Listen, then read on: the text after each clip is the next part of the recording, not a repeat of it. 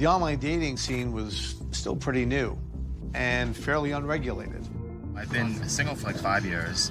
I lived on Long Island forever. All of a sudden, I'm in Brooklyn, I moved, and everyone's like, oh, what are you doing? Do you want to hang out? I thought you'd want to hang out. You know, it's like, no, I can't hang out. I'm in Brooklyn.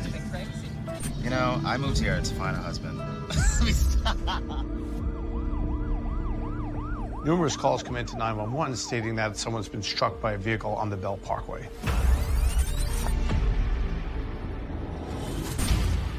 Those last seconds of his life were seconds that he didn't deserve. I was just shocked. Just kind of go through this point of disbelief. It was Michael Sandy. It could have been anyone. They weren't looking for a black man. They weren't looking for a white man. They were looking for a victim. You can feel how he must have felt when he saw these guys coming down and then running for his life. Imagine the sheer terror that he was probably feeling. This guy was lured to his death. We had a rogue device on this wireless network. So the idea was, all right, well, where are they? Kind of just feel your whole body collapse in that moment. It takes your breath away. Year-old Michael Sandy is on top of the world. He's just landed a job as a designer for IKEA and is finally pursuing his dreams in the big city. This is my new apartment. This is Mike's first apartment in New York City. And his best friend Patrick is by his side. Michael was really excited about his first Brooklyn apartment. I mean, he was all joy.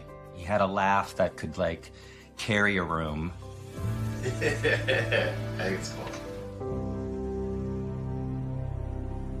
Well, it's a wrap. We finished the bed. Made much more space out of this tiny little room. It's wonderful. I'm glad my hair has changed. It's rocking. Oh my gosh. I mean, what did we look like there, right? We were just absolute best friends. Comfortable, really comfortable with each other. He was that friend that would, like, do anything for you. Loyal, sensitive, compassionate. And those people don't come around very often. Life hasn't always been easy for Michael, growing up as a young gay black man in conservative Bellport, New York. His struggle with being gay in Long Island was definitely a thing. Some parts of it was because he wasn't necessarily, like, out to his parents, but I think that they all had this beautiful kind of unspoken understanding. I've known Michael Sandy since we were kids. And Michael spoke very closely with his friends about who he wanted to make connections with, and being in a small town, a conservative town, and a conservative family, these things were kind of hard to explore. He wanted to work in Brooklyn, live in Brooklyn, breathe Brooklyn. So I think what was very attractive to him was really that social element, and to really find a connection, to find love. I feel like he had to make that move to survive and to express who he was and to be who he was meant to be.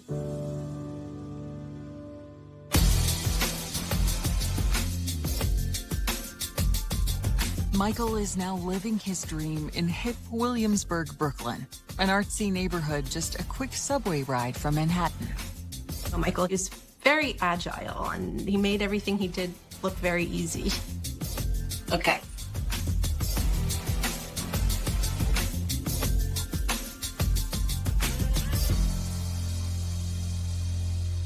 Yeah, that was great. But he was a very natural dancer. So that was Michael dancing in a parking garage. Actually, I was filming this. We were 1 and 2 and 3 and punch and, you know, turn and spin. So we had it all choreographed. You know, it's tough to kind of think about the last time you see someone. But it was a good last in-person memory. As much as he was so gregarious and outgoing, personally, he was very shy. He had never dated anyone. In 11 years of me knowing him, never had a boyfriend. He was on the hunt to find love. In the early fall of 2006, just a few months after moving to Brooklyn, Michael goes out with Patrick and a small group of friends. Another friend captures a lighthearted moment on video. I've been single for like 5 years. I lived on Long Island forever. No one ever wanted to take me to dinner. No one wanted to ever go out. All of a sudden, I'm in Brooklyn. I moved, and everyone's like, "Oh, what are you doing? Do you want to hang out? I thought you want to hang out." You know, it's like, no, I can't hang out. I'm in Brooklyn. What happened 5 years ago? Right? It's insane. You know, I moved here to find a husband. Let me stop. The last time I hung out with Michael was very close to the time that he had died. So.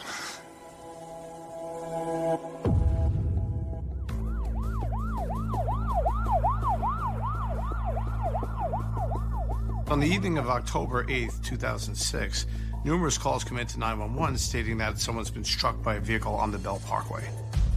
It's 10 p.m., and the scene is a dark section of the highway near Sheepshead Bay, Brooklyn, in an area known as Plum Beach. That car never stopped. It was a hit and run. Very serious car accident. From injuries, he's unconscious. The victim, a young black male gravely injured but still clinging to life, is rushed to Brookdale Hospital. We have a victim. We don't know who he is. We don't know necessarily how he got there. Now we have to figure out why this occurred. Investigators question witnesses at the scene. This incident occurs at night when it's dark and everyone's vision is limited. No one really has a good description of the vehicle and or the license plate. Police search the area and soon make a crucial discovery. They come across a vehicle that's parked in a parking lot across the highway. The car was still running. Police recover a photo ID from the vehicle.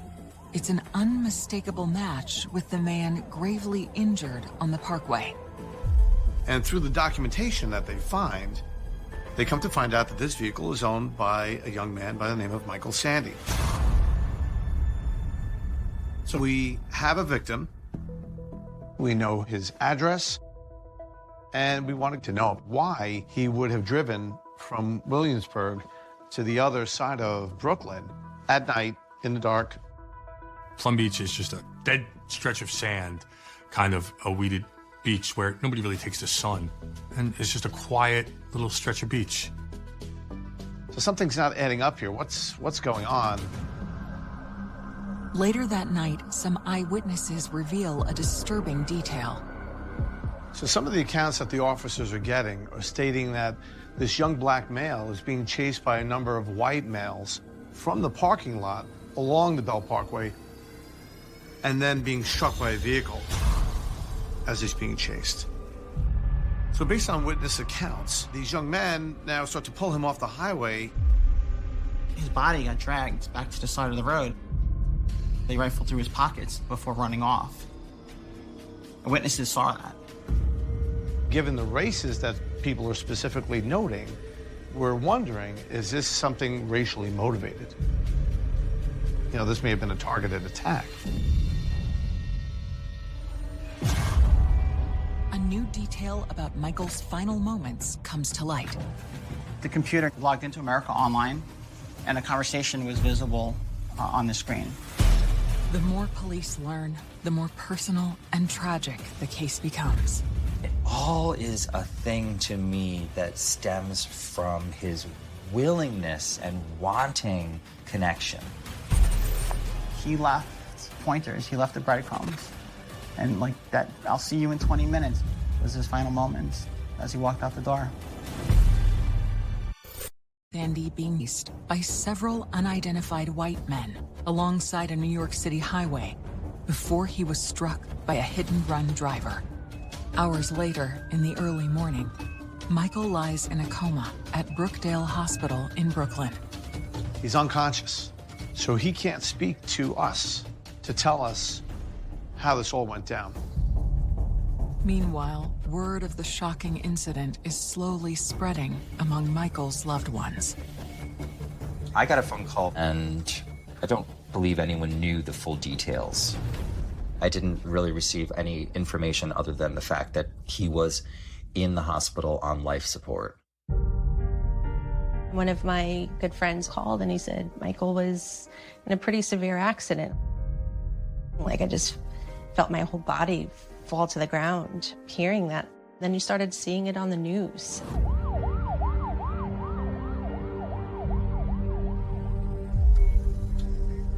I was working as a reporter for the New York Post when this happened. We were told that he was still alive, he was in critical condition, and he was unable to communicate to police exactly what happened.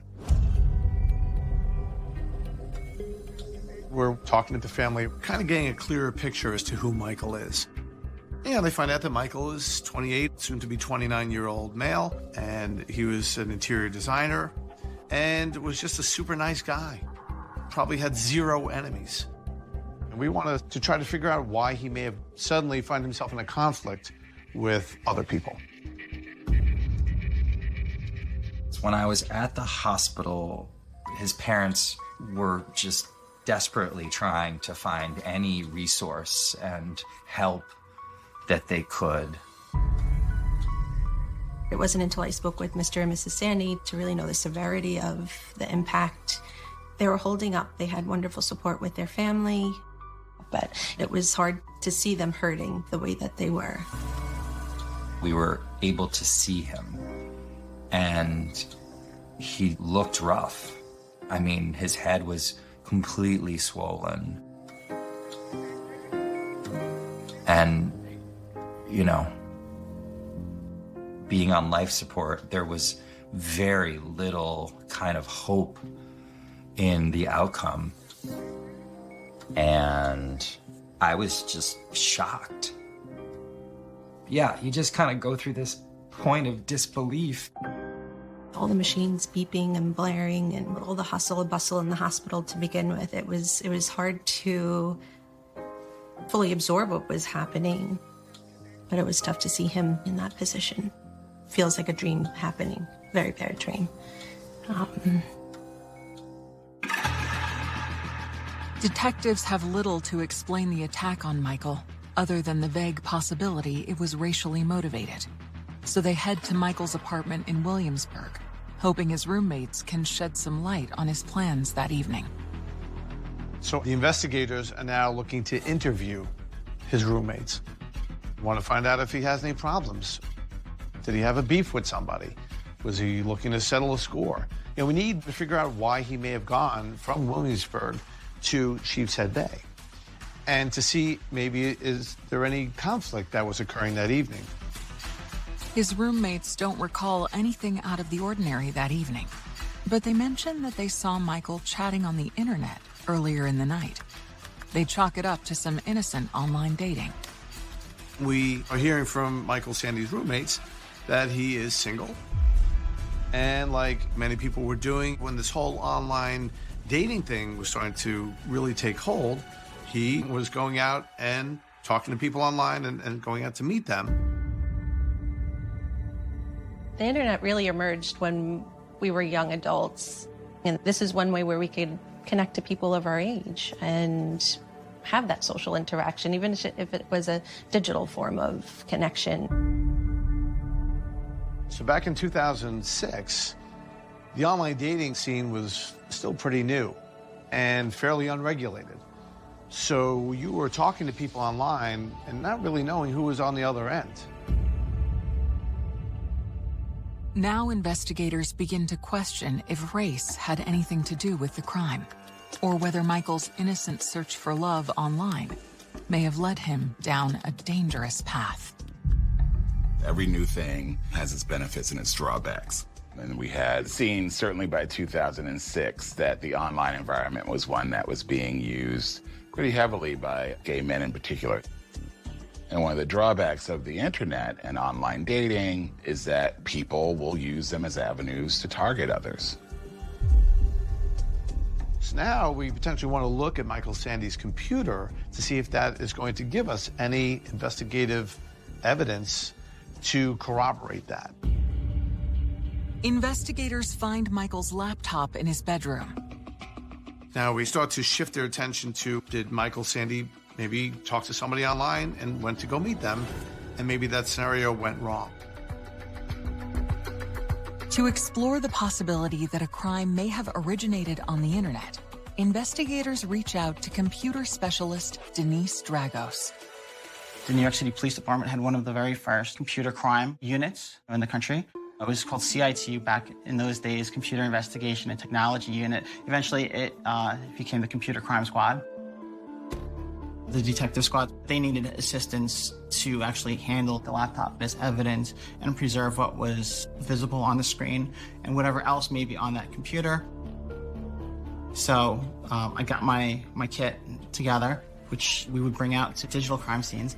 Hard drives, USB drives, other tools potentially that may come in handy, and we responded. The computer was logged into America Online, and a conversation was visible on the screen.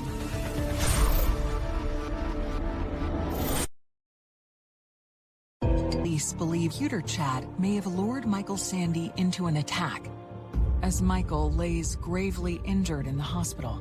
NYPD computer specialist Denise Dragos discovers that Michael's computer is still logged into a chat room on America Online. The chat conversation happened the evening of the 8th, before the incident. Basically, it's two users, Fisheye Fox, and a second account which went by the screen name Drum and Bass 007, which is Michael's account. They're having a conversation. They're talking about potentially smoking marijuana together. And, you know, they say how old each of them are, what they look like. So in the initial conversation that Michael Sandy's having with this Fisheye Fox, they agree to meet up. They talk about meeting up in Plum Beach, Brooklyn, which is where he is struck by a vehicle. They make plans to meet there at 8 o'clock, but it's clear that things didn't go as planned. So searching through Michael's AOL chat history, when they meet up, Fisheye Fox is not alone. There are other people around, which makes Michael Sandy feel uneasy. So he gets spooked and he leaves. By 8:45, Michael returns to the chat from his apartment in Williamsburg. He goes back to his computer, and Fisheye Fox is saying, you know, hey, what happened to you, and why'd you leave? And Michael Sandy says, well, I thought we were meeting one-on-one, and there were other people around, so it just felt weird, so I left. And now Fisheye Fox is trying to convince him, oh, yeah, I don't know who those guys were, or, you know, we can just meet one-on-one, it'll just be the two of us. So come on back out, and we'll meet up again.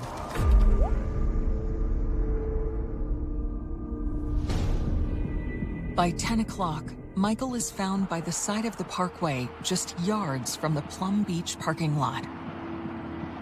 It all is a thing to me that stems from his willingness and wanting connection. Like, so much went out of his brain for that possibility.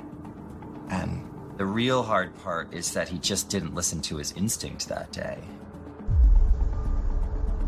And he went back.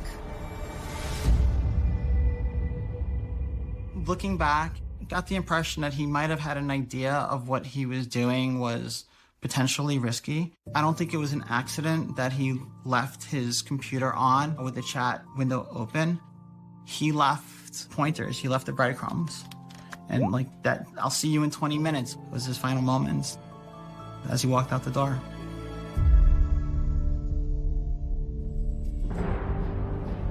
Police now believe this online chat between Michael and Fisheye Fox is a key piece of evidence, and they're hoping it may lead them to a suspect.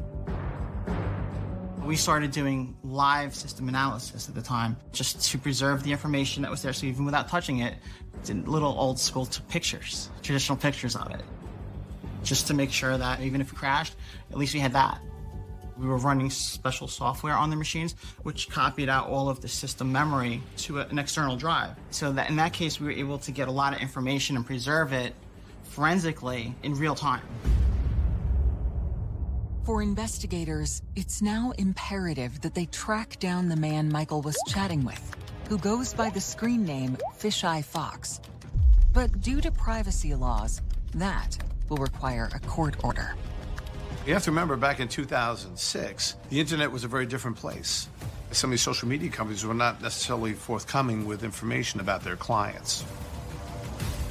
We started doing the process to subpoena America Online to see who owns this Fisheye Fox account, if we could identify that person.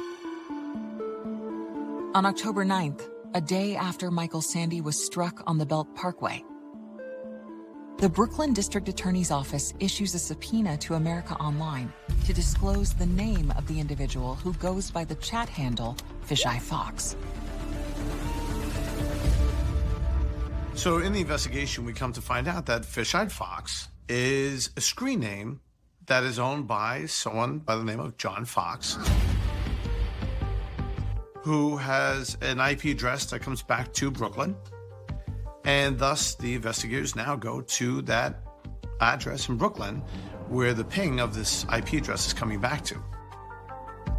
The address on Brigham Street is just a few blocks from Plum Beach in Sheepshead Bay, Brooklyn, where Michael was struck. It was a row houses on this block on Brigham Street. We pretty much set up a surveillance operation with numerous detectives in different cars. And as all the teams are sitting there, somebody shows up at that house and walks up to the front gate. All of the police cars, come screeching up, and the detectives jump out and approach the individual. We identified ourselves as being detectives, NYPD.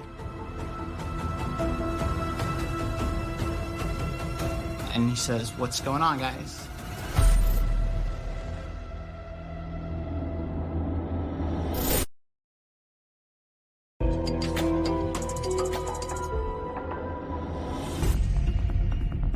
NYPD detectives have tracked the source of a computer chat room message they believe was used to lure Michael Sandy to a vicious attack. Based on the IP address linked to the message, they descend on a house in Brooklyn. The gentleman lived at that address. He said, "I just got off work. Can I help you guys?" So we asked him his name. The chat room message was from a user called Fisheye Fox, who police have identified as John Fox. But that is not the man's name. And there's no one named John Fox who lives at his address. So that was a little bit of a pucker moment. Like, oh crap. We asked, "Do you have internet service?" He goes, "Yeah, as a matter of fact, I just got a new router." So we're like, "All right, can we come inside and talk to you about a situation?" He goes, "Yeah, come on inside."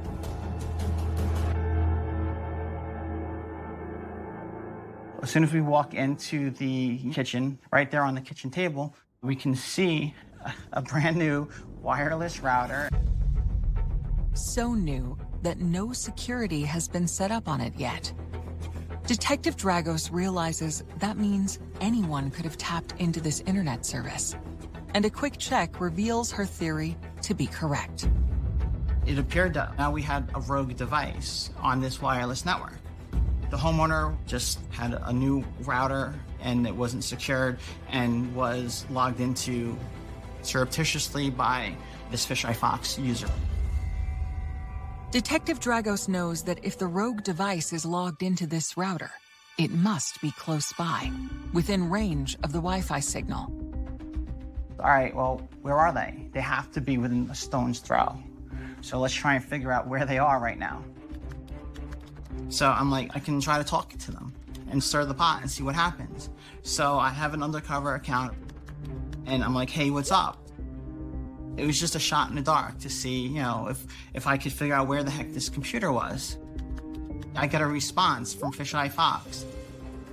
So now I'm talking to Fisheye Fox myself. And so I'm like, "Hey, what's going on? How you been? When are we getting together?" And he's, "I'm back at school." So we're confounded right now. Detective Dragos reaches out to her contact at America Online, who is able to determine that John Fox, aka Fisheye Fox, is now chatting from a different location entirely. And we're like, well, what's this other location? They said it goes back to SUNY Maritime, which is State University of New York Maritime College, which was a college, in the Bronx. A check with the campus security office reveals there is a sophomore enrolled at SUNY Maritime named John Fox. It was after midnight, I'm sure, at that point. And basically, we all responded in a caravan from that location. Everybody drove out to the Bronx to go and talk to John Fox.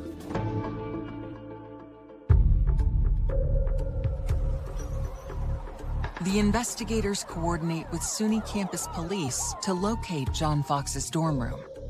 It's 1 a.m. in the morning, and now you're going to talk to someone whose part in this whole thing is still unclear. We do know that John Fox is connected to the screen name that Michael Sandy was talking to. So everyone's antennas are up. When the 19-year-old student comes to the door, he appears surprised, but his demeanor is calm. So the investigators are now talking to John Fox at his dorm, and they're asking him, what was your weekend like? And he proceeds to tell them, well, I was just hanging out with some friends, and we were just drinking some beers, just chilling out for the weekend, just a few friends having a good time. During this interview, John Fox starts to get nervous, and his answers start to contradict themselves. This is going from an interview turning into an interrogation. John Fox agrees to accompany the detectives to the 61st Precinct in Brooklyn. John Fox is saying in his statement that he and Anthony Fortunato and Gary Timmons and the Russian kid, Alex, are hanging out by a local deli. They decide to go back to the house where John Fox logs into the computer. And he admits that Fisheye Fox is his screen name, but that his friends must have been using his screen name to have a conversation, because he knew nothing about this conversation. But then he starts to turn around and say, well, we were just looking to have a little fun. What does that mean? What does it mean that we're looking to have a little fun? And he starts to basically incriminate himself. And he claims Anthony Fortunato is the one who sort of hatched this scheme to go into a gay chat room, talk with someone who's looking to meet up with another man, and then meet up with that person to rob them under the assumption that the gay man won't go to the police. The reality that some folks actually feel a certain amount of shame, and so they would be less likely to report. They would be less likely to make a complaint. It was a very powerful set of facts. There was something particularly chilling about how this man was lured out to his death, basically.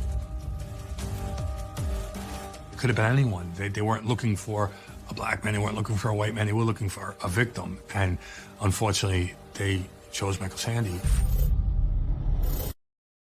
And a group used the screen name Fisheye Fox in a chat room to set up a meeting with Michael Sandy under the guise of a date, with the intention of robbing him. So they met on the street. John Fox and him had a brief conversation, and Fortunato and then a couple of their other friends actually were in the area. So Michael got spooked. His spidey sense was tingling. He left. All was good.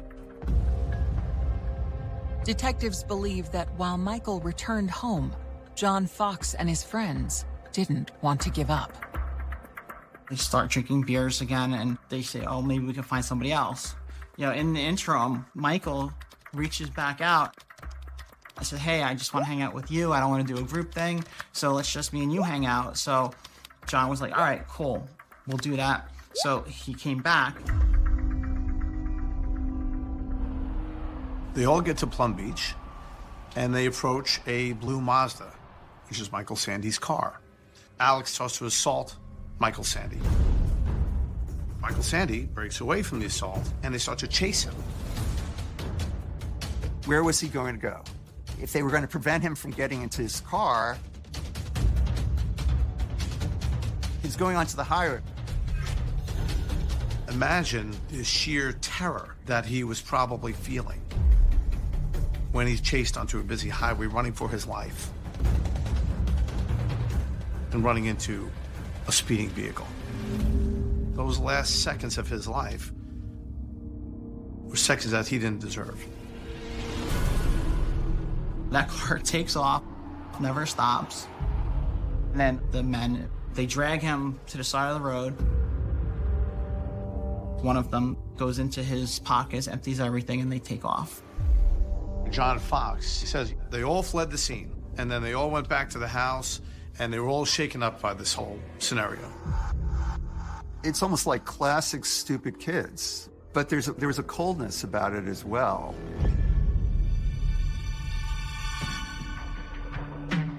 Police begin to investigate the friends John Fox says took part in the scheme. And when they learn the home address of Anthony Fortunato, the pieces of the puzzle start to come together. Fortunato's house is next door to the Brooklyn home the detectives visited the night before, where a rogue computer was logged into the Wi-Fi. So they go to Anthony Fortunato's house to talk to him, and he claims, yeah, I'll come talk to you. I'm just gonna get a lawyer and I'll come down to the station to talk to you guys. But Fortunato never shows up at the precinct as promised. Then suddenly we get a call from his mother stating that, well, Anthony can't come talk to you because he's in the hospital. He tried to kill himself.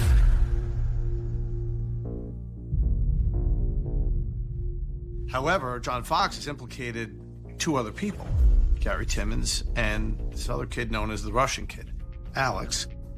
So the investigators looking through MySpace with the information given to them by John Fox find out Russian kid's true identity is now revealed by someone by the name of Ilya Shurov. So now investigators can go talk to them. Fox, Timmons, and Shirov all confess to their roles in the attack, pointing to Fortunato as the mastermind of the plan.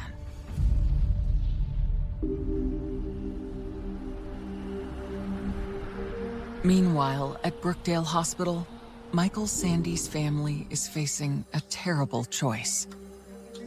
So Michael Sandy's in the hospital unconscious. He's dying. He's not going to recover. The doctors know this. Doctors make the family aware of this. And he will never be the person that he was. On October 12th, Michael Sandy spends his 29th birthday with his family holding vigil in his ICU room. They know they are spending their final moments with him.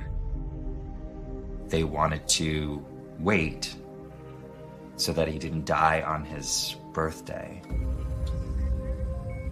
So a day after his 29th birthday, his family made that awful, awful decision. I received a call from Mrs. Sandy and said, you know, we took Michael off life support. So, just always thinking that this can't be true, but, you know, these emotions just kind of come over you. I'm still trying to process it. But, you know, you kind of go through those moments when you can and be supportive for the family, but you kind of just feel your whole body collapse in that moment. It takes your breath away, you know, in that moment. You need to let him go. You feel robbed. You know, you really, especially when it comes with an act that has such malice for anything of joy and life and love.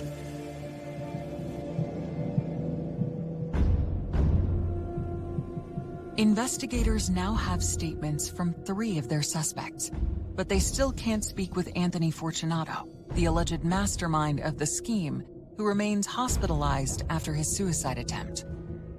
While they wait for his condition to improve, they execute a search warrant at his home. We go back out to the location, and when law enforcement gets there, they said, all right, you're looking for computers, here's our computer. This is the only computer we have. But we're able to actually look at the computer and immediately say, no, that's not the computer we're looking for, because, you know, it is mapped to the manufacturer. And in this case, we knew we were looking for a Dell computer. The computer that they happened to like pull out of a hat and say was the only computer in the house was not a Dell. So we were like, no, try again. And they didn't have any other computers that they were willing to voluntarily turn over. So a search of the residence commenced as authorized by the search warrant. Hidden in the basement was a Dell laptop. That was the computer that was connected to the IP address that was connected to Fisheye Fox during the crime. So we knew we found what we were looking for. It basically was the smoking gun. By the time Fortunato is released from the hospital, Kings County prosecutors are prepared to act. They now have everything they need to file charges of attempted robbery and manslaughter, but they're also considering a unique enhancement to the charges that's rarely been tried before. This was a real social problem, that people were being targeted as victims of a crime because they belonged to certain groups. And in this case, they were looking to select a gay person, and that's what they did. That is the element that establishes the hate crime. 4 men facing charges in the attack that killed Michael Sandy. And prosecutors are prepared to also try them on a rare and untested set of charges.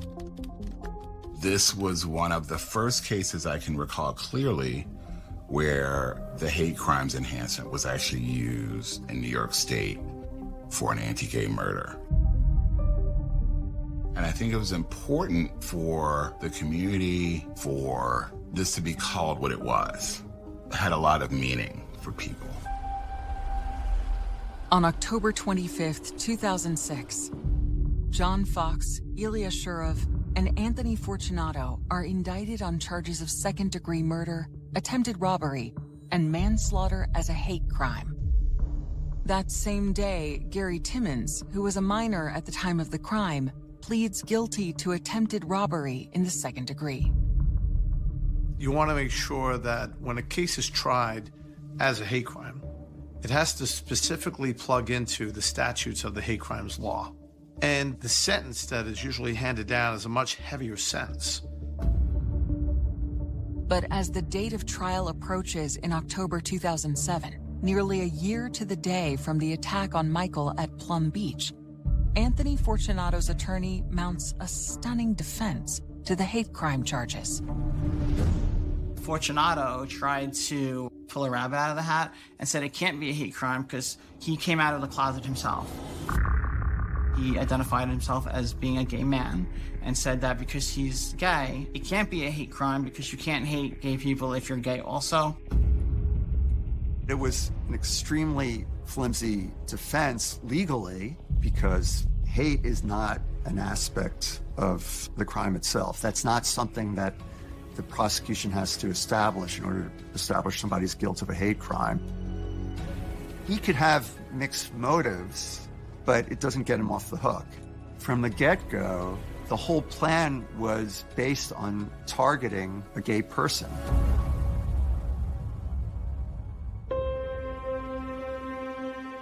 John Fox and Anthony Fortunato are acquitted of murder, but convicted of manslaughter and attempted robbery as hate crimes, receiving sentences of 7 to 21 years.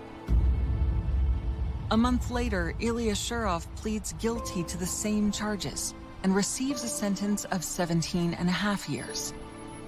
Gary Timmons, who testifies as a prosecution witness, receives a 4-year sentence. When they were found guilty, it was a natural release to have some vindication, but I don't know about the justice part. I absolutely cannot say as to whether or not justice was served in this case. Maybe it's for Michael's parents to answer that question, for Michael's soul or spirit to answer that question, even in an odd way for his perpetrators to answer that question. Because I would have a hard time feeling that justice were served if they did not come to understand the gravity and tragedy of what they did. This case sort of impacted me on a personal level. It was back in 2006. I was a single gay man on the internet, talking to people and meeting up with people. For all practical purposes, I could have been Michael Sandy.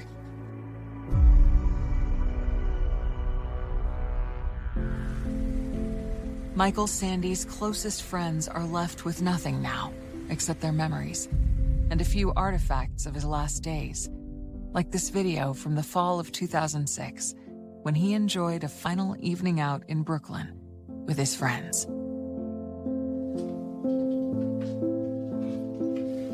Can I put my glasses on? I've been single for like 5 years. I lived on Long Island forever. No one ever wanted to take me to dinner. No one wanted to ever go out. You know, I moved here to find a husband. I mean, stop. That is too much. You heard his laugh. You know, I moved here to find a husband. I mean, stop.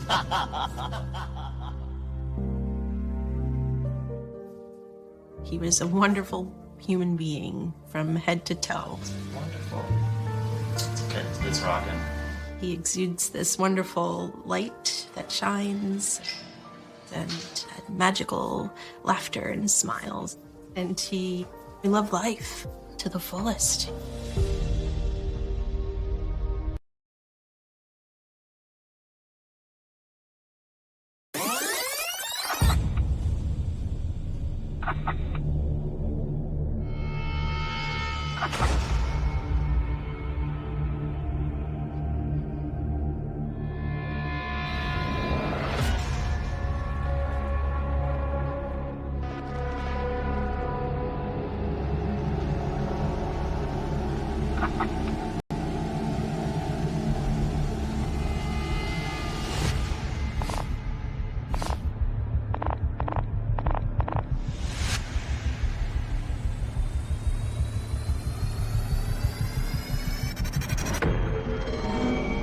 When they showed the story on the news, I started screaming. I had to literally get up and walk away from the television. He was the brother I didn't have but always wanted, and I didn't have him for long enough. It's very rare, obviously, to get surveillance footage of an actual murder. They don't get any money. They didn't gain anything out of what they did. It was just senseless. The trail became cold, and we were desperate for a lead. Investigators wanted to dust the counter for prints, but everybody that comes in there could touch that counter. The culprits are either going to mess up, or somebody gets in trouble and wants a deal to help. It's fall 2004 in Richland County, a sprawling region in the center of South Carolina. 24-year-old Willard Grandstaff is hard at work at the Kangaroo Express convenience store. He worked all the time. It seemed like he never had a day off. I'm Lexi Reister, and I'm Will's cousin. Will ran the cash register at the Kangaroo. He cleaned and front-faced the shelves. He would stock the coolers. He would count the safe down and make sure the drawers were whatever their drawers were supposed to be. When Will did anything, he always did it wholeheartedly. He was a little bit of a workaholic. He never complained about the store, and he never complained about going into work. It's like the store became a friend to him. My mom and my dad were managers, and they ended up training Will. The only thing I can ever remember is Will at the Kangaroo. He worked at the Kangaroo literally his whole adult life. When Willard isn't working, he enjoys spending time with his close-knit family. There's about a 16-year age difference. He was just out of high school when I was turning 3. So I remember doing the little sister bugging him thing. Will and I lived with my parents and my aunt, Will's mom. Will's mother is one of the sweetest women ever. She practically raised me. I called her Mama Sue for the longest time. She's still my Mama Sue at heart. At a young age, Sue began overcoming adversity when she was diagnosed with a severe hearing disability. From the time I was a very young girl, I always felt isolated because of the fact that I couldn't hear. So I taught myself how to read. Disability was not well known until I turned 18. In April of 1980, Sue's world gets a new addition when she welcomes her first child, Willard. He was born at 11:57 a.m. on April 6th, which was Easter Sunday, 1980. We were close-knit. He was funny. He was always the child that anytime I said no, he couldn't do this, couldn't do that, they went ahead and did it anyway. He was a very sweet, a very friendly, mostly introverted person. He liked just the little geeky things, the video games. He did read the Harry Potter books as they came out. He was a huge nerd. In 1996, at the age of 16, Willard and his family moved to South Carolina. I am Robert Cribb. I got to know Willard Grandstaff at high school in the spring of 1996. I was coming out of my class one day, and I saw this boy standing there, and I said, I'm going over and speak to him. He looks like something's bugging him. So I walked up to him, and he said, Hi, I'm Willard Grandstaff. Can I have lunch with you? That's how we became good friends, and we became inseparable. As the friendship evolves, Robert comes to Willard's defense. Just before the bell rang for us to go into the class, me and Will were standing there talking, and a bully just come up to him and just shove him. Well, I went to the nearest assistant principal, and I told him, I said, it needs to stop. The bullying continues, so Willard finds solace in his favorite pastime. He loved martial arts. Him and I would get together, and he would show me different martial arts moves that he knew. Him and I would study our martial arts. He'd have gone toe-to-toe with anybody that threatened us. He was very protective, so if you mattered to him, he would definitely protect you at all costs. During his senior year, Willard begins working at the Kangaroo Express. He took pride in the store. He made a lot of friends. He knew a lot of the customers that came in during the 11 to 7 shift. He took pride in knowing some of the customers by name. Oh, he loved it. I would go in there and help him stack the totes up outside, and then we'd sit in a chair and carry on conversation all night long. While working at the gas station, Willard dreams about what the future holds. He was waiting for the winter session of the community college to start. He was going to sign up. When he got paid, he would put money aside to save his tuition. He wanted to go to Millis Tech and become a computer engineer. Will had plans to better himself. One evening in late September, Willard prepares for his standard overnight shift at the Kangaroo Express. I took him to work that night. Will never did like to drive. I didn't mind driving him to work.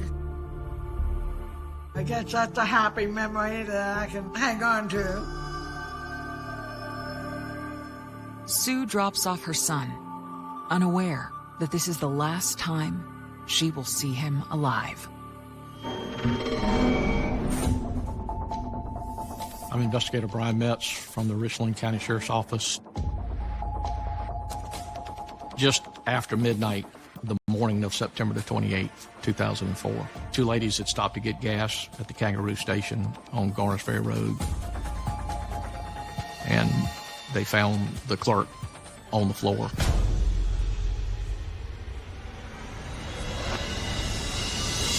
With blood around his head. Critical clues buried in Willard's final moments. The accomplice was laying in wait. They knew he was somewhere. An inside tip suggests a surprising motive. To go take that next step into murder is unusual. It's starting to look like there was some type of beef or argument with Willard. And an unlikely witness unlocks the crime. In this particular case, he was at one tip. That possibly changes everything. On September 27th, 2004, while 24-year-old Willard Grandstaff prepared for work, he spoke to his best friend in one of his final moments. I told him, I said, Will, you don't need to go to work. I got a funny feeling something's going to happen. I don't like Will to be out working after dark because I don't trust people out there. He said, Robert, I have to go to work. There's nobody that can work my shift for me. But Willard didn't have a lazy bone in his body.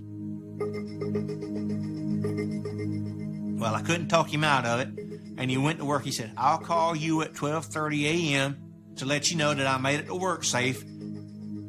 Well, 12 midnight come, 12:30 came. I'm laying in the bed waiting for the call. My phone never rings.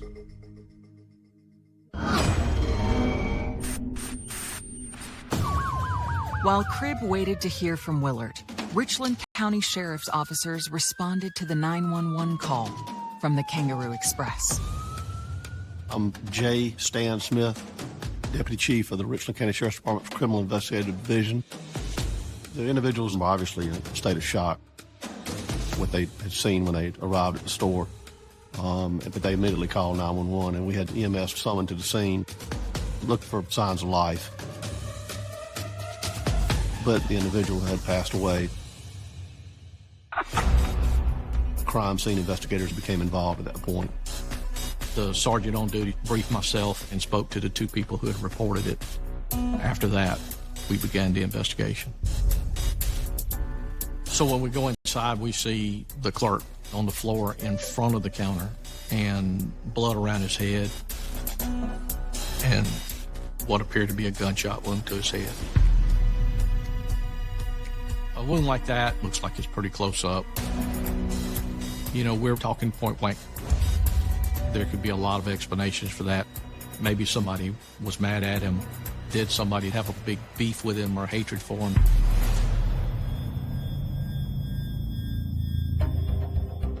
The victim had identification on him, and we were able to make contact with the management of the store relatively quickly.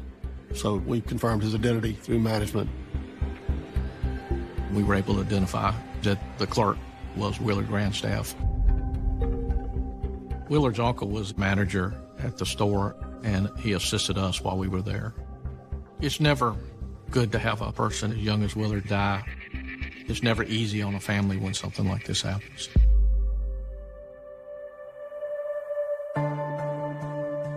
I busted out crying and screaming and yelling and hitting everybody that came anywhere near me because I didn't want to believe it.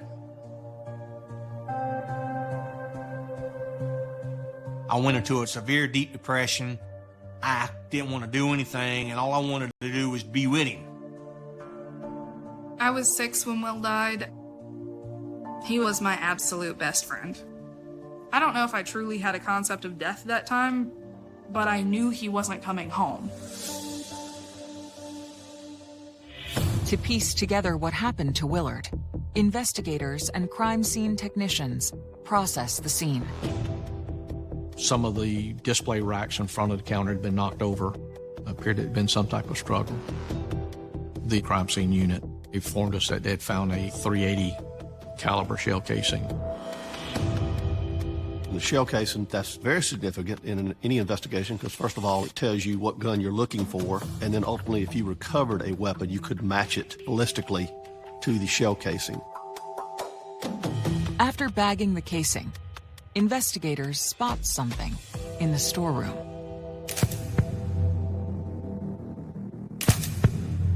It's very rare to get surveillance footage of an actual murder. A convenience store would be a good opportunity where you do have surveillance video to show thefts and things of that nature. In this particular instance, there was video, and so the efforts were made to collect and secure the surveillance video, hoping that it would shed light on the identities of the perpetrators.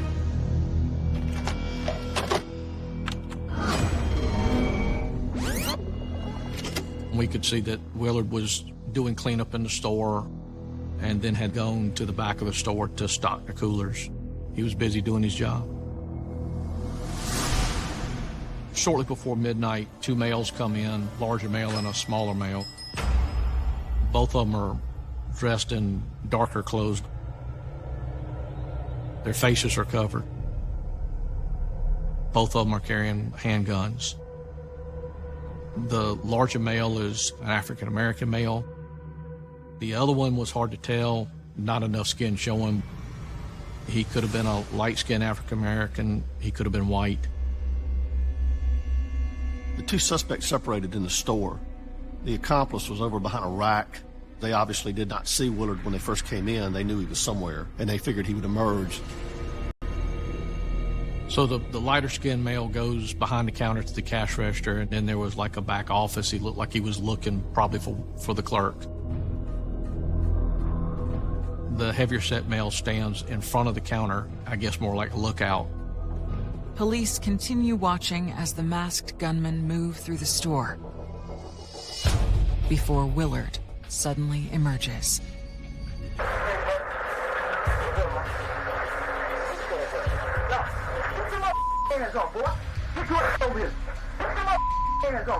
Willard seemed to be pretty calm.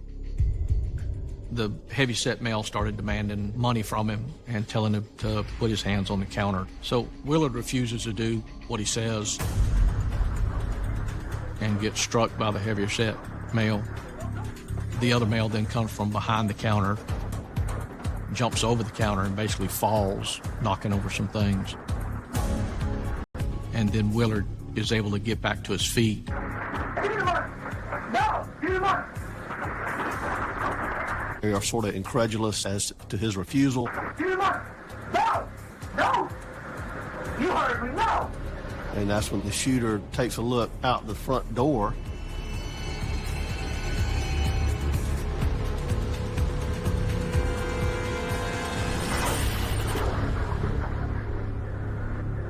And shoots Willard in the head.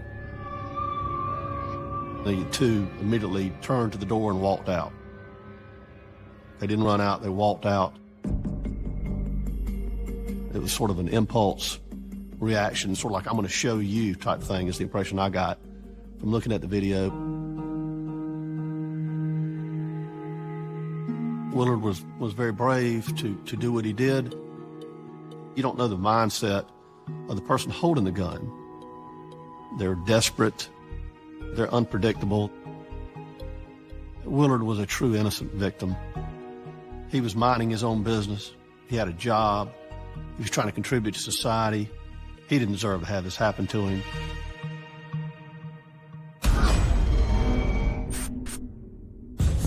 While rewatching Willard's final moments, Metz catches a glimpse of something of interest through the store window.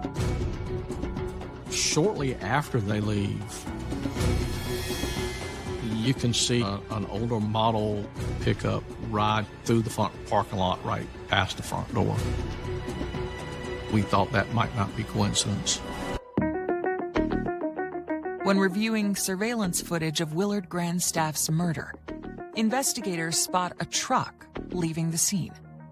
Could this vehicle be the key to identifying the killers?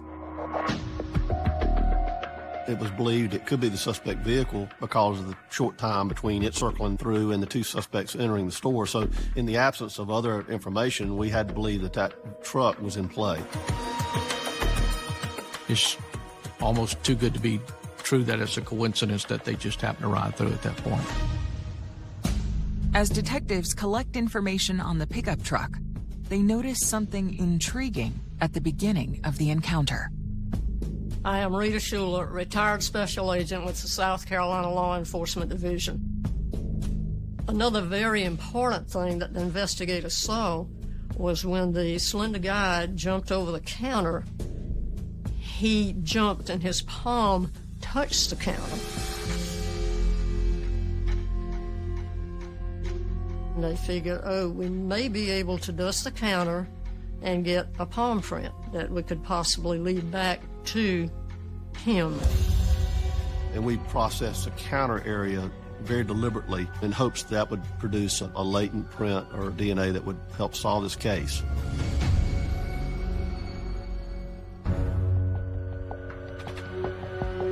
While awaiting results from forensics, something about this crime isn't sitting right with investigator Metz. The one thing that got me was just the callousness of the way he was shot was totally uncalled for. There was no reason behind this. After they shoot Willard, they leave the store. They don't get any money. They didn't gain anything out of what they did. It was just senseless. The close-range nature of the shooting leads Metz to reconsider an earlier theory from the crime scene. When you're looking at a case like this, you have to look at if there was anybody that had some type of beef or argument with Willard. An individual may come in and try to steal a 12-pack of beer, but to go take that next step and to murder the clerk is unusual.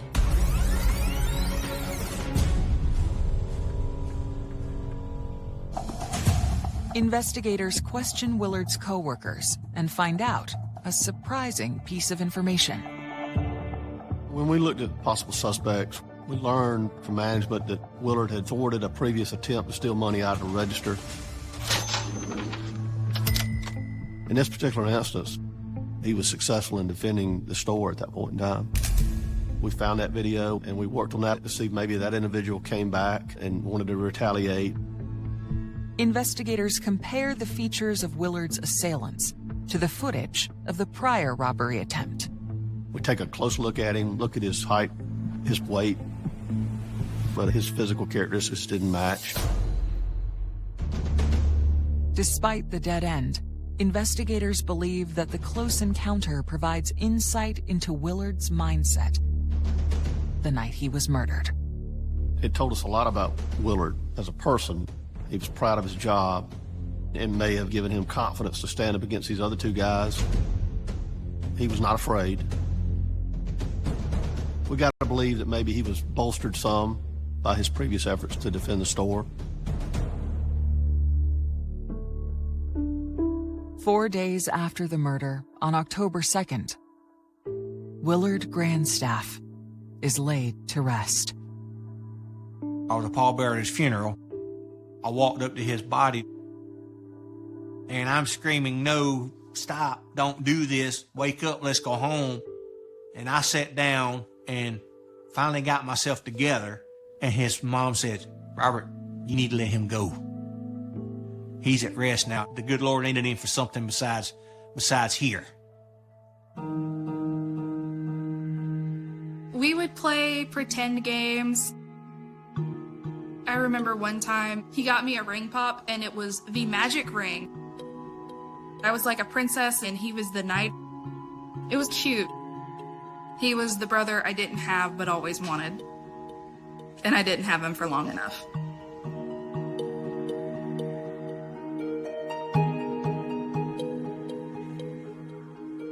I think everybody remembers him in their own way.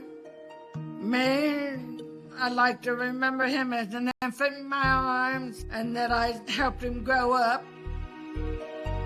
The only thing I could tell the police was just to get this son of a bitches. In the weeks after the murder, the case is at a standstill. We just were basically stymied in the early part of this investigation. When you have a case like this where your investigation is really turned cold kind of quickly, you're just desperately looking for similar crimes, trends involving maybe a weapon of the same caliber, things of that nature. Unfortunately, we have a lot of convenience store robberies. Anybody that we learned about that's committing, violent armed robberies and shooting people would have been subjects of interest in this investigation. We had to look at everything. Investigators then get a call with a promising tip. Another agency gave us lead on some people that were committing some other burglaries in the area at the time. Shamik and Prince. The Half brothers were on the radar because they had been in the South during that time period. Investigators reach out to all police agencies in the area, gathering as much information about their new lead. They definitely had violent things in their criminal histories. They're buying and selling guns, and they could have possibly been in the area. There are two people we're going to have to look at. While investigators in the Willard Grandstaff murder wait for detailed reports on their new suspects, they re-examine forensic evidence collected at the scene to see if there is a link. The forensic unit is pretty much looking for everything, and of course, the main things is fingerprints. Well, when you examine the surveillance video, obviously you're interested in surfaces that may have been touched. DNA is so sophisticated now that skin cell tissue can leave what we call touch DNA. But it's very hard when it's a public store like this. Everybody that comes in there could touch that counter. You basically get a mixture of DNA that's unidentifiable exclusively to one person, and it's virtually impossible to isolate it. I'm John Metters, and I was in charge of the prosecution in the murder of Willard Grandstaff. Unfortunately, there weren't forensics, there wasn't DNA. There weren't fingerprints. There may have been one partial palm print, but was not something that law enforcement could use. With no viable forensic evidence, detectives reach back out to the agency that provided the tip. At that point, we'd deal with investigators. We would have them take full body pictures, showing tattoos or anything, and then start doing a comparison there to see if things match up. Investigators' search for the suspects takes a turn when they receive a new update. We find out at the same time as Willard was killed. The Half brothers were incarcerated in another state. Both of them were caught up north somewhere.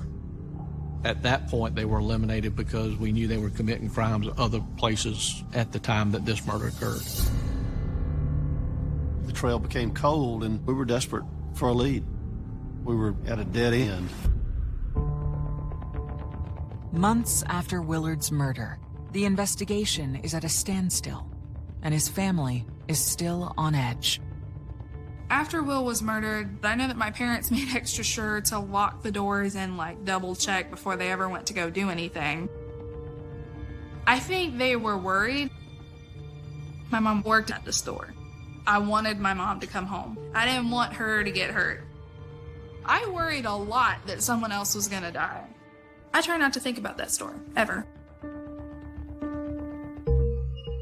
With little else to go on, investigators make a bold move. The sheriff's department decides to air this footage on the news, the local news channels in Columbia, in hopes that someone may identify the suspects or even identify this truck.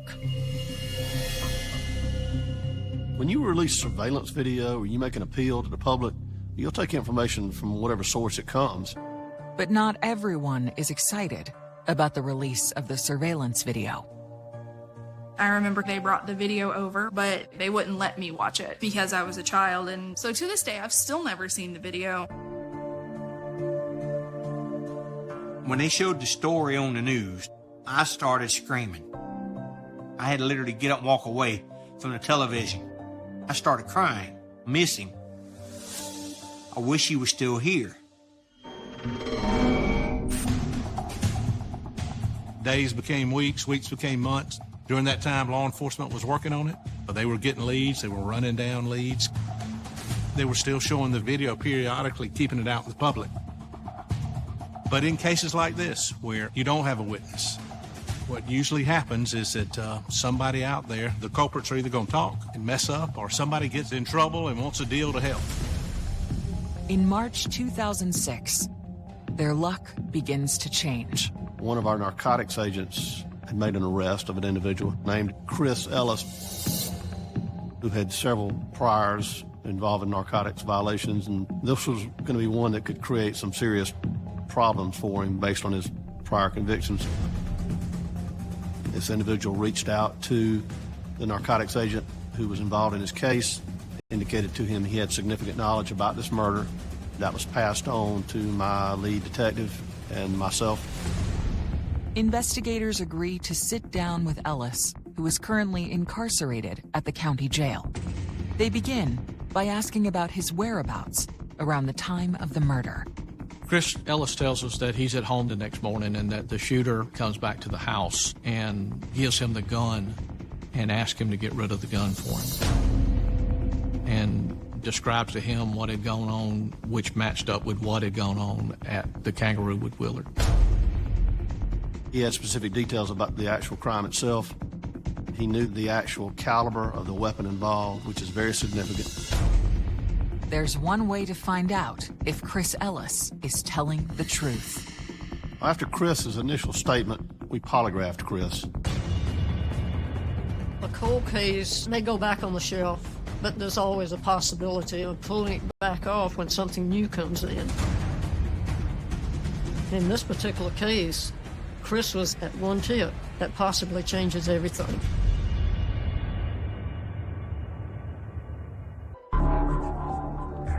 Investigators in the Willard Grandstaff murder case are trying to determine if a prison informant named Chris Ellis is lying. It's very commonplace for individuals who are incarcerated to try to gain some advantage by helping solve crime.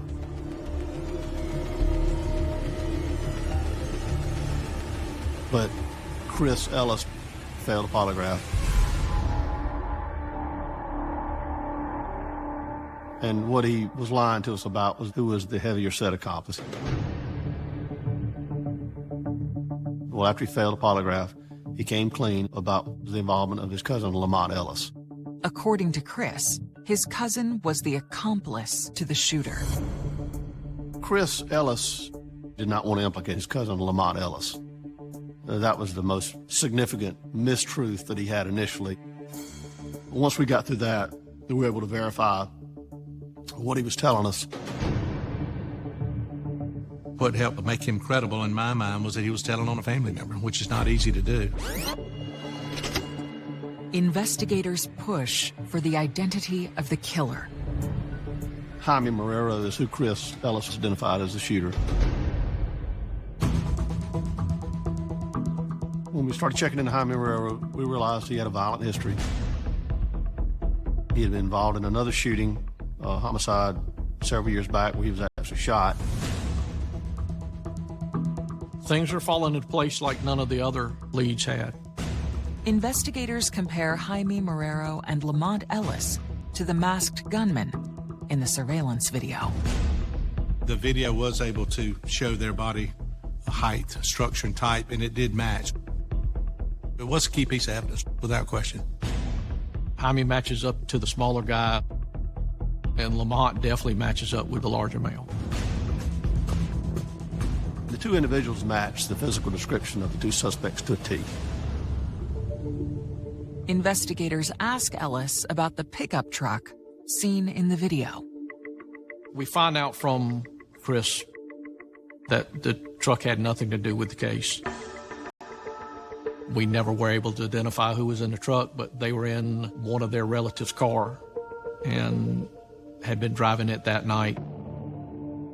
Now, to build a case against Marrero and Ellis, investigators zero in on a piece of potential evidence.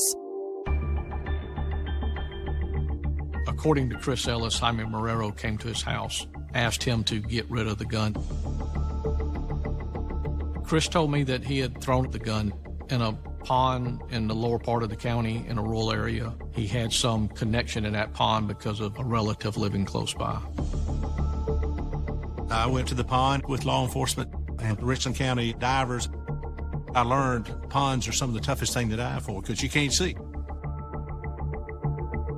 We searched that pond for days, but were not able to recover it.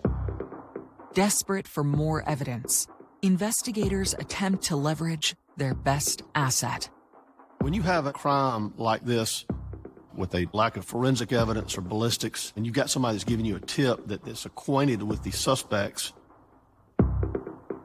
a pretext phone call is an investigative technique that is often used. It's a call that we record, and we attempt to get either a confession over the phone or acknowledgement to the crime. We set up a patch call where Chris called Jaime Marrero to see if Jaime's going to say anything incriminating. Christopher was able to get Jaime on the phone, and Jaime basically said, you know, why are you doing this? Why are you talking to me about this on the telephone? If you called me and asked me about a homicide and was implicating me as saying that, tell me about what happened, I'd be telling you, I don't know, I wasn't there. And that's not what Jaime was saying. Which, in our view, was basically an acknowledgement, which was very significant. The content of the conversation corroborated Chris' information immediately. And that was significant to Chris's credibility. Then, the attention shifts to a different member of the Ellis family. Chris's girlfriend at the time was cooperative in the investigation, and she had some degree of influence on Lamont. Of course, Lamont finds out from the others that he's being given up. Communication is made with Lamont, who then calls into the sheriff's department and offers to come in to the sheriff's department.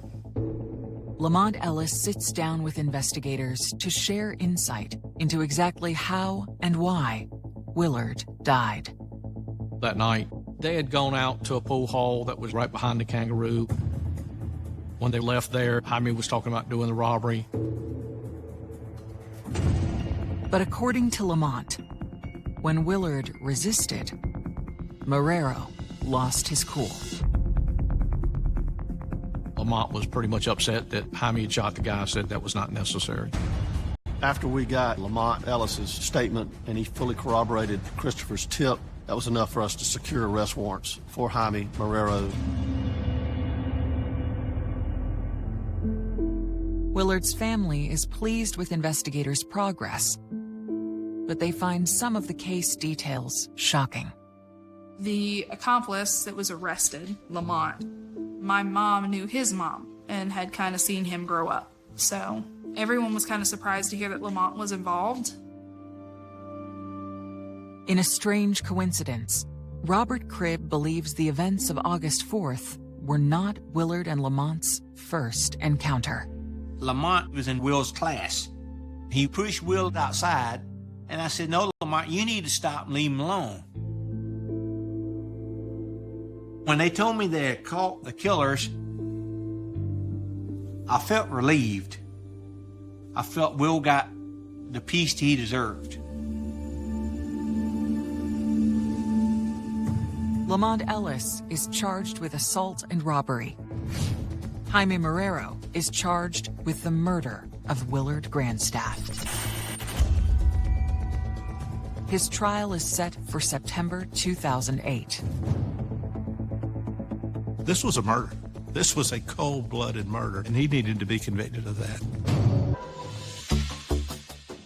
On September 22nd, 2008, The trial for the murder of Willard Grandstaff begins. But there's a problem. I've been doing this a long time. And I love what I do. I love doing this job. But this case was not an easy case. There just was not any evidence, no forensics, no DNA.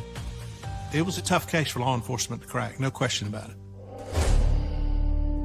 Without something directly linking him to the murder, prosecutors fear Marrero will walk. We don't stop the investigation when the arrest takes place. We obviously wanted to build as strong a case as possible. One of the other significant parts of the investigation post-arrest were some jailhouse phone calls. One of those calls, Mr. Jaime Marrero was talking to his girlfriend, and as a result of that, law enforcement went and talked to her.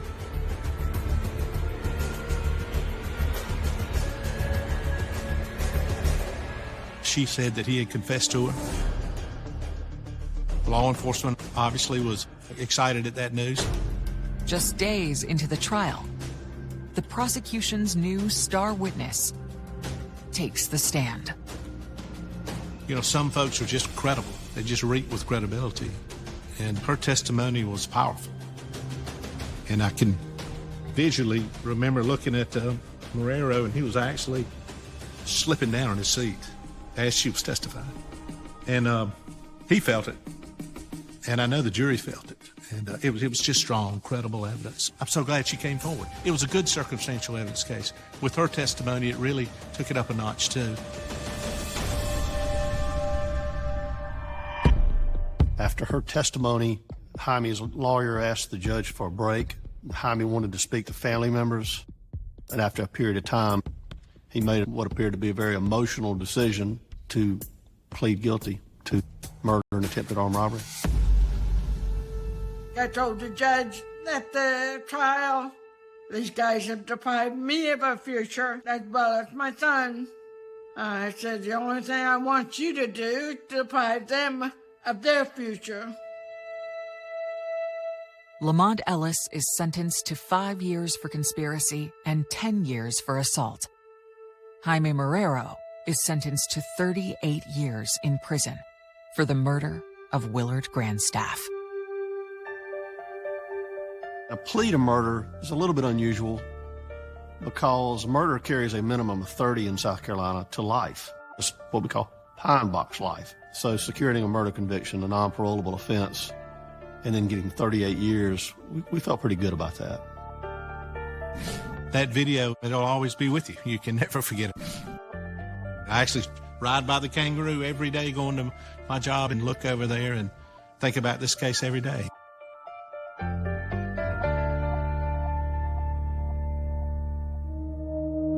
Willard's family remember the young man who in his final moments gave his life to protect the place that he loved. He showed love to everybody that came in contact with him. I've always been proud of my son. Everything he's done, everything that he wanted to accomplish, but didn't have a chance to.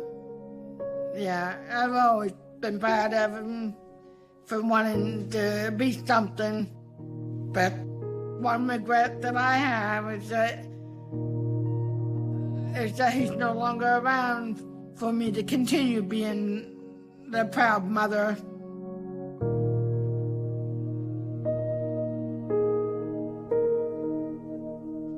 I love you.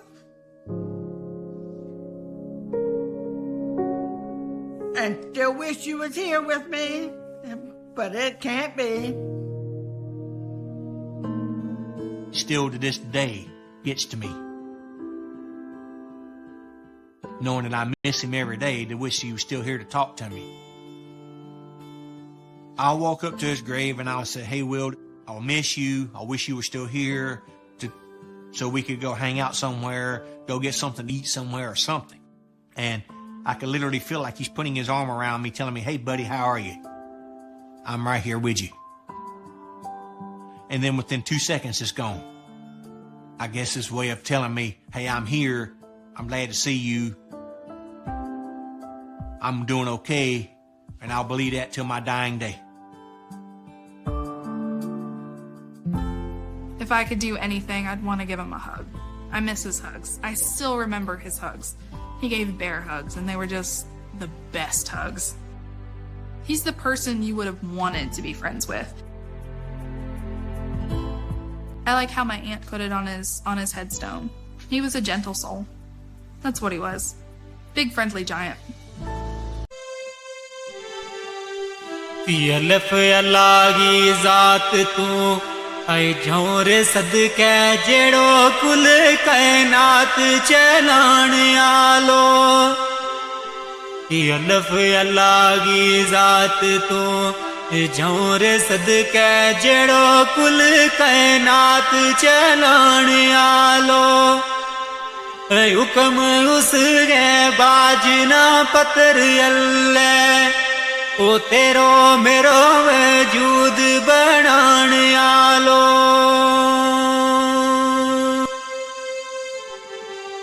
18,000 मखलूक गो ऐ मालिक सुनो रब सुनो जमीन आसमान आलो अर्श फर्श लो कलम महफूज कुर्सी जिया जून ना रिज़्क खिलाण आलो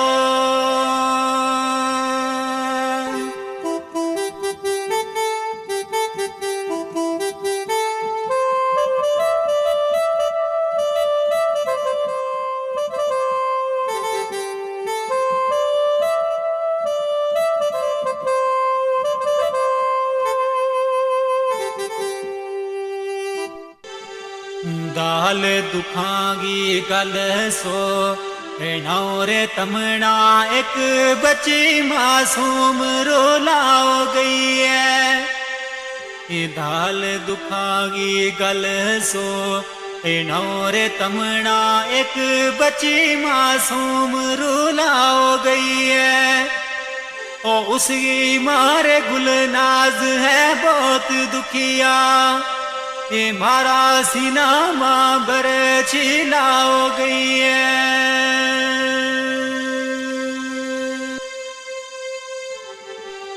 नाओ बच्ची गो अफसा में मूद सोनो रोग उमरा गो सुनी लाओ गई है ओ जिला पुणछ गिरा शिंदरा सोनो ऐ दुखिया दिलाना अफजारो लाओ गई है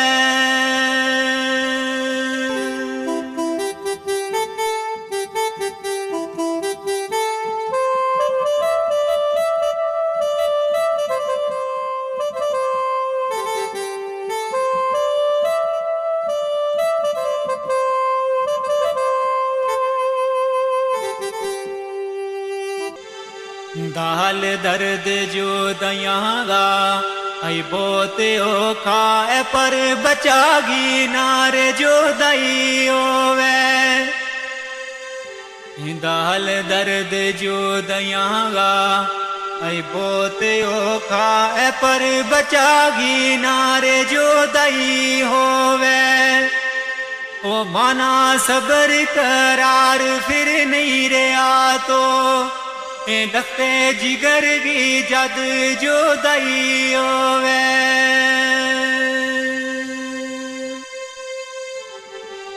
बाप उसको मैं मुँह दियो सेन दुखिया अफसा जही बची सीने लाई होवे ओ दुख मुझ जावेद माँ बाप नावे ओ बचा किसे गी नारे जो दई होवे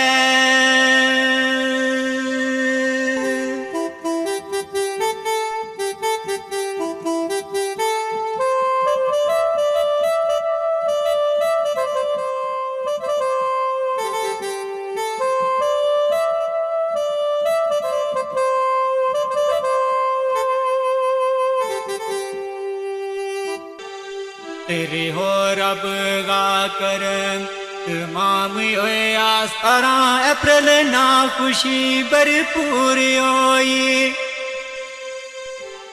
रिहो रब गा करम तमाम होया 17 अप्रैल ना खुशी भरपूर होई ओ अल्लाह पाक ने दिती एक बच्चियो सोनी ऐ गुनाहगारां गी अर्ज मंजूर होई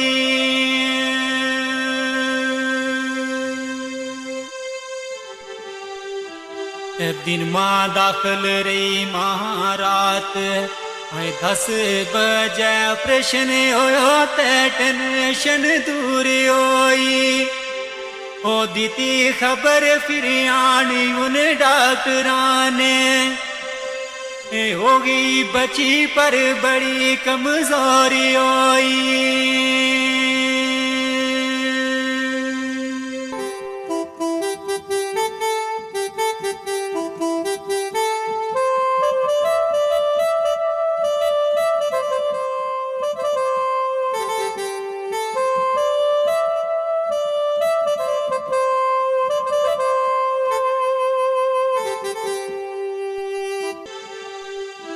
सलाह दीती वीर डॉक्टर है कमजोर बची ले गए बीच मशीन रखाओ दीती ऐ सलाह दीती डॉक्टर है कमजोर बची ले गए बीच मशीन रखाओ दीती 18 19 भी तक रखी पुणछ अंदर और पर इकी नर जोरी कराओ दीती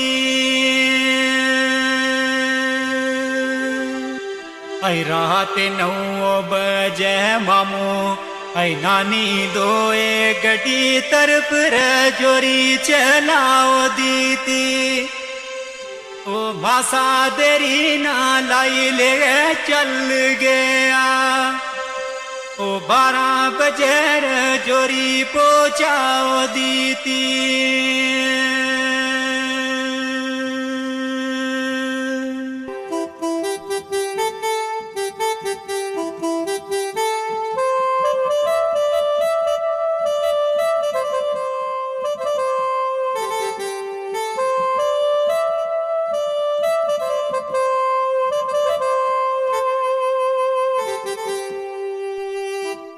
किसना चैन सकून फिरे आई उस दिन तो रास्ता बिच डाडा परेशान होया आई किसना चैन सकून फिरे आई उस दिन तो रास्ता बिच डाडा परेशान होया रात 12 बजे ले जोरी पुजया कि जल्दी डॉक्टरां कोल रवान होया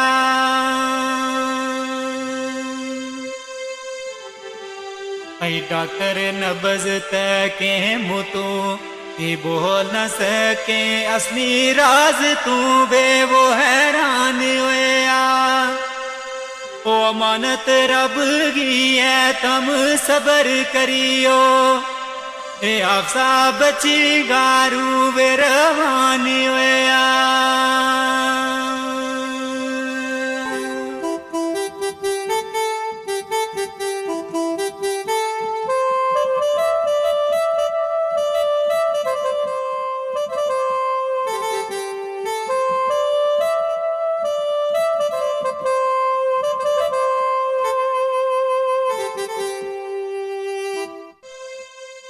किसना होश रे ओ सुनी ये खबर जिस दम आया है आप जायमना छोड़ गई है ऐ किसना होश रे ओ सुनी ये खबर जिस दम आया है आप जायमना छोड़ गई है ये एम्बुलेंस करी वापस पुणछ चलना मारी किस्मत अज मुखरे मोड़ गई है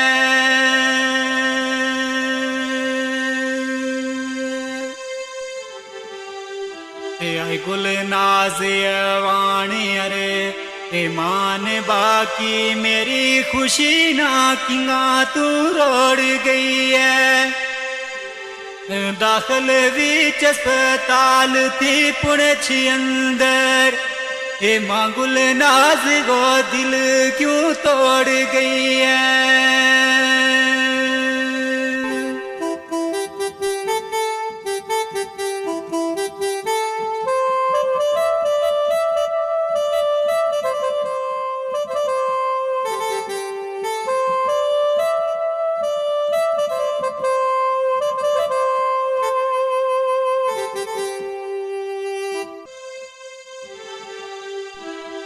अप्रैल बईना सुबह गए 5 बजे वतन शींदरा पुजे आयान सदके अप्रैल बईना सुबह गए 5 बजे वतन शींदरा पुजे आयान सदके माना 10 बजे एम्बुलेंस आने तेरा तकन गायब ज़ायर मान सदके ते कितना दुख था महंगा ऐ काल जामा जाने वाया रब रहमान सदके और वे बाप महमूद परवेज नानी नाले रोवे सजाद यमान सदके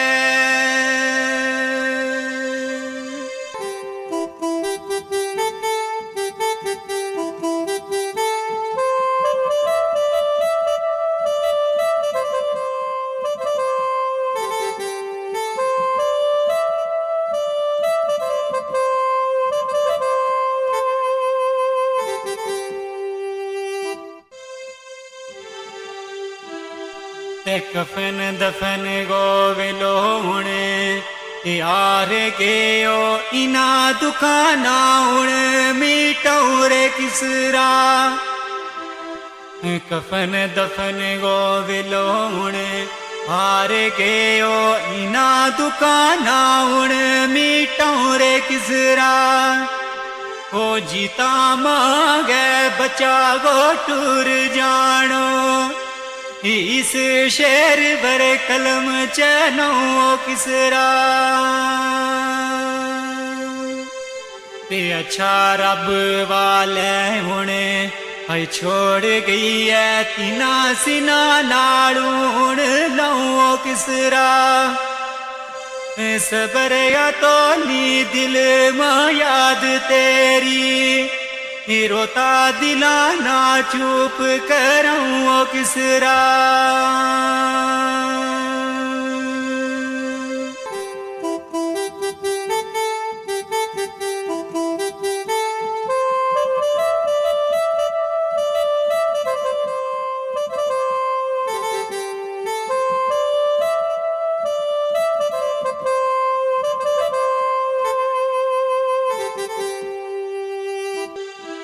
फिया मान इना दुखाने आई मुकणो नी 4 बजे रे आपका दफनाओ छोड़ी आई फिया मान इना दुखाने मुकणो नी 4 बजे रे आपका दफनाओ छोड़ी वतन पुणछ गिरा शींदरा अंदर ओ सोनी निकी जी कबर बनाओ छोड़ी